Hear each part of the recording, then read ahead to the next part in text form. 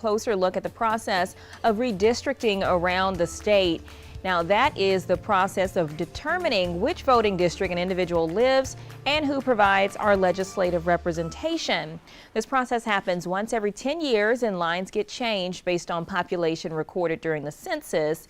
We have more extensive coverage on this on our website, WLTX.com. Well, the state of South Carolina Senate submitted plans on how it would like district lines to be redrawn. The plan mirrors the population shifts seen across the state and would make some major changes here in the Midlands. News 19's Julia Kaufman explains. South Carolina has grown by about 500,000 people since 2010. Some areas have grown much more than others, and the Senate's redistricting committee is tasked with redrawing district lines to make each district as equal as possible. The Midlands grew, but not as much as the coast, not as much as the area south of Charlotte.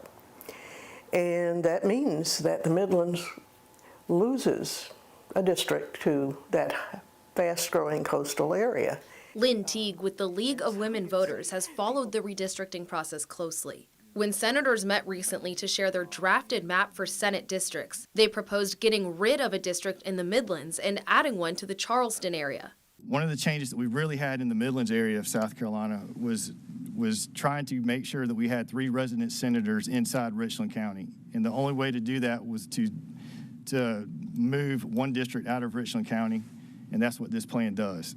Cartographer for the Senate, Will Roberts, explained Thursday that they tried to really listen to the public and organizations like the League of Women Voters when drawing lines. The plan that we've come up with really focused on those issues as far as putting counties together, making sure that we tried to keep the counties whole as we could, as well as eliminating and trying to avoid splitting voting precincts as much as possible. Roberts says their proposed Senate district map keeps 19 counties wholly intact, while the current maps keep 11 counties intact. Plus, current district lines divide 156 voting districts. The new plan divides 5. We really appreciate the fact that they made an effort to keep counties together and keep municipalities unbroken when possible. Precincts are not nearly as fragmented as they were. This map shows how much each Senate district has grown or diminished in population.